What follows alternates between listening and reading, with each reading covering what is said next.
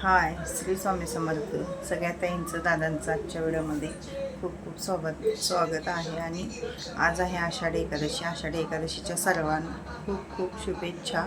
तुमच्या आयुष्यातील सगळे दुःख निघून जाऊन देत आणि तुमच्या ज्या काही चांगल्या इच्छा असतील त्या म्हणजे पूर्ण होऊन देत, हीच विठ्ठलचरणी प्रार्थना. चला, माझ्या आयुष्यातल्याही काही चांगल्या गोष्टी आहेत, माझी काही स्वप्न आहेत, तीसुद्धा पूर्ण होऊन देत. कारण की मी पण काही स्वप्न बघितलेली आहे. तर आपण कुणाकडे मागणार तर देवाकडेच मागणार. आणि मी आज छोटीशी अशी म्हणजे सगळ्यांच्या रसाहित्य असतं अशी उपवासाची आषाढ एकादशी स्पेशल रेसिपी दाखवलेली आहे. सोपीच आहे. त्याला आपण बटाट्याची उसळ म्हणू शकतो, एक एकदम बटाट्याच्या काचऱ्या म्हणतात किंवा वेगवेगळी नावं आहेत. पण मी तर बटाट्याची उसळ असं म्हणते. आता मी हिरवी मिरची घालून केलेली आहे. तुम्ही इथं लाल मिरचीचा बुक्का जरी वापरला तरीसुद्धा चालेल.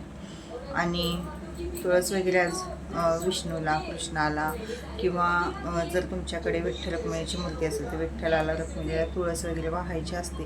मी पण सकाळी विष्णूंची 1000 नावे म्हणत तुळस वाहिलेली आहे. नावे श्री नाही म्हटली आणि मी तुळस वाहिली, कारण एकट्यानं ते वाहायचं पण म्हणायचं म्हणत तर होत नाही.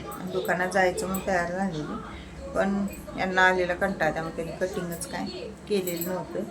ते म्हणाले राहून दे, दळप पण करायचं आज, कारण आता उद्या रविवार आहे. सोमवारपासून आणि मग यांची फर्स्ट असली की मग अजिबात घरात थांबायला मिळत नाही. त्यामुळे दळप वगैरे करून घे म्हणले. आता दळप करणार आहे, त्यामुळं जायला नाही आहे.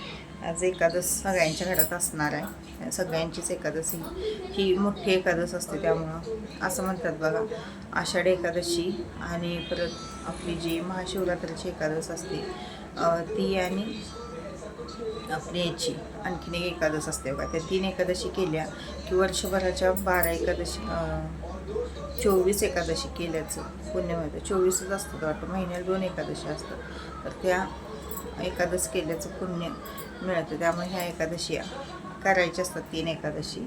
आणि आज कोण म्हणजे भगर खातं, म्हणजे शाबू खातं किंवा वरई खातं, फळं खातात. एकेकांच्याकडे हे पण करतात, वरई खात नाहीत एकेकांच्याकडे, नुसतं शाबूच खातात, फळं खातात. प्रत्येक भागाला पद्धत वेगवेगळ्या आहे. पण शक्यतो आमच्याकडे तर वरई पण खातात आणि शाबू पण खातात. पण आमच्यात तर ते दोन्ही टाईम शाबू खायचं म्हटलं तर खूप हे होतं. त्यामुळं एक टाईम वरई केली जाते आणि एक टाईम शाबू केला जातो. आणि उद्याला काय मग आपल्याला सोडायचीच असते.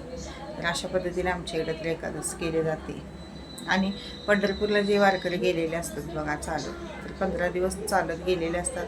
आज शक्यतो दर्शन हे मिळतच नाही विठ्ठलाचं, तर ते शक्यतो कळसाचं जे दर्शन असतं ते घेतात आणि येतात. कारण की नंबरात उभारून दर्शन घ्यायला खूप वेळ लागतो आज, आणि आज खूप भयानक गर्दी असते तिथे.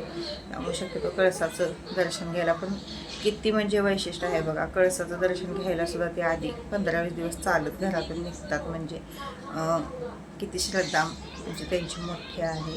कारण तिथे गेल्यावर दर्शनही मिळत नाही, त्यांना माहितीच असतं. तरी सुद्धा नुसतं कळसाचं दर्शन घ्यायला ते जातात. शेवटी काय म्हणतात ते, श्रद्धेला भक्तीला मोल नाही आहे, लक्षात ठेवा. आज विष्णू सहस्रनामाचं वाचन हे करायचंच असतं. आता मी पण संध्याकाळी करणार आहे. संध्याकाळी आरती करते. आज मी विठ्ठलाची आरती वगैरे केली, अभिषेक वगैरे घातला महाराजांना. परत आमच्यात काही विठ्ठलाची मूर्ती नाही, बाळकृष्णाला वगैरे अभिषेक घातला. पण मला तुमच्यासोबत शेअर करता चालणे, सकाळी गडबडीत घातलं अभिषेक. गडबडीत म्हणजे यांना अभिषेक घालायला लावलं मी पुरुष सुक्त म्हटलं. पुरुष सुक्त म्हणतात अभिषेक घालायचा असतो, तर यांना मी घालायला लावला आणि मी म्हटलं. त्यामुळं मग ते लक्षात आलं की शूट करायचं, मला दाखवायचं होतं, ते शूट करायचं लक्षात आलं नाही. सकाळी तेवढी गडबड असते. आज तर यांना लवकर दुकानात जायचं होतं, कारण 2 पॅन्टा त्यांना द्यायच्या होत्या 1 वाजेपर्यंत. मग ती म्हणाली की मी जाणार आहे, तुला देवपूजेला मदत करायची असेल तर आवर म्हणलीत. मग त्यामुळे गडबडीत मी आंघोळ केली, लोटून तेवढं काढलं, ते पहिला देवपूजाच करून घेतली. कारण त्यांनी गेल्यावर मग मला आणि परत एकटीलाच बसावं लागतं आणि एकटीला देवपूजेला खूप वेळ लागतो. चला पुन्हा एकदा आषाढी एकादशीच्या सर्वांना खूप खूप शुभेच्छा. आणि चला आजचा व्हिडिओ कसा वाटला, रेसिपी कशी वाटली ते कमेंटद्वारे नक्की कळवा. व्हिडिओ आवडल्यास प्लीज चॅनल सबस्क्राईब करा. व्हिडिओला लाईक शेअर आणि कमेंट करायला विसरू नका. लाईक आणि कमेंट मात्र करत जावा आणि जाता जाता हाईपसुद्धा करत जावा. भेटूया उद्याच्या व्हिडिओमध्ये. तोपर्यंत श्री स्वामी समर्थ. ओम भूतो भावनाय नमः. ओम परमात्मने नमः. ओम अव्ययाय नमः. ओम साक्षिणे नमः. ओम अक्षराय नमः. ओम योग गोविंदानेत्र नमः. ओम विष्णवे नमः. ओम भूतभव्य भवप्रभवे नमः. ओम भूतभृते नमः. ओम भूतात्मने नमः. अविज्ञात ओम सिंहाय नमः. ओम आदिदेवाय नमः. ओम देवशयाय नमः. ओम उत्तराय नमः. ओम गोप्त्रे नमः. ओम पुरातनाय नमः. ओम पुत्रे नमः. ओम कपिंद्राय नमः. पुरुषोत्तमाय नमः. ओम जय. ओम मुकुंदराय नमः. ओम अंभो निभये नमः. ओम महोदक्षिषयाय नमः. ओम अजाय नमः. तर अशा पद्धतीने मैत्रिणींनो आम्ही 1000 नावे विष्णूंची जी होती ती विष्णू सहस्त्रनामावली ती दोघांनी मिळून म्हणजे हे केलेलं. श्रीने सगळी नावे वाचली आणि मी हे केलं, वाहिली जी तुळस होती ती. पण तुळस काय तेवढी पुरं झाली नाही, 500 नावापर्यंतच पुरं झाली. तिथनं पुढं काय पुरं झालं नाही. मी त्याला नुसतं नाव वाच म्हणलं. आणि हे बघू शकता तुम्ही. आज मी तुम्हाला रेसिपी दाखवणार आहे आषाढी एकादशी स्पेशल. 2च बटाट्याची करणार आहे मी. तर बटाटे आधी असे स्वच्छ सोलून घ्यायचे. मीनं हे आणलेलं आहे बघा. यानं खूप छान असं व्यवस्थित बटाट्याची साल निघली जाते. मला खूप आवडतं ते. 2च बटाटे घेतलेले आहेत मी. आणि गॅस किचन ओट्यावर जर कचरा होणे असं वाटत असेल तर असं ताट वगैरे घ्यायचं काही चिरताना. आणि इथं आता तुमच्या आवडीनुसार तुम्ही त्याचे काप करून घ्यायचे आहेत. असे लांबडे ठेवला तरीसुद्धा चालेल किंवा असे बारीक बारीक कट केला तरीसुद्धा चालेल. पण इथं मी तुम्हाला एक टिप देऊ इच्छिते की असं बारीक बारीक जर तुम्ही चिरला तर ते पटणं शिजलं जातं. आणि जर लांबडे चिरला तुम्ही तर लवकर शिजत नाही. त्यामुळे असं बारीक बारीक चिरून त्याचे बारीक बारीक काप करून पाण्यामध्ये मी घालून ठेवलेले आहेत. कढईमध्ये 1 ते 1.5 पळी तेल घातलेलं आहे. तेल चांगलं कढलं की त्यामध्ये जिरं घालायचे आहेत. आता जिरे तुमच्या इकडे घालत असतील खात असतील तर घाला. आमच्या इकडे तर खातात. आणि त्यानंतर आवडीनुसार हिरवी मिरची घालायची आहे. तुम्ही इथं लाल तिखट वापरला तरीसुद्धा चालेल. मिरची तेलात चांगली भाजली की म्हणजे पाण्यात आपण बटाटे घातलेले होते ते काढायचे आहेत आणि टाकायचे आहेत. आणि नुसता तेलातच आपल्याला इथं परतायचं आहे. पाण्याचा वापर अजिबात करायचा नाही. आता हे सगळं व्यवस्थित तेलात भाजून घ्यायचं. अगदी बारीक गॅस करायचा एकदम आणि मग भाजून घ्यायचं. कारण की हे मग कसं होतं करपलं जातं आणि ढसलंसुद्धा जातं.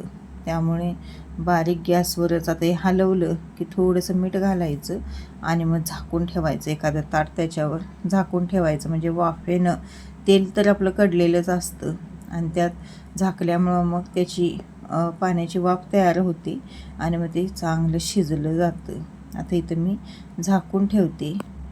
10 मिनटातच ही भाजी आपली बनवून तयार होते. म्हणजे उसळ आपली बटाट्याची बनवून तयार होते. बघू शकता तुम्ही इथं बटाटे आपले शिजलेले आहेत. असं दाबून बघायचं तर शिजलेले आहेत. आणखीन एक 5च मिनटं फक्त शिजायला पाहिजेत. तोपर्यंत मी इकडे शेंगदाण्याचा कूट बारीक करून घेतला. तुमच्या इकडे जर कोथिंबीर खात असतील तर याच्यावर कोथिंबीरसुद्धा तुम्ही घालू शकता. पण माझ्याजवळ नव्हती. आमच्याकडे खातात कोथिंबीरच नव्हती त्यामुळं मी घातली नाही. आणि शेंगदाण्याचा कूट थोडासा घातला. शेंगदाणे भाजून मी मिक्सरला वाटून घेतलेले होते. त्याचा कूट घातला आणि व्यवस्थित ते फिरवून घेतलं.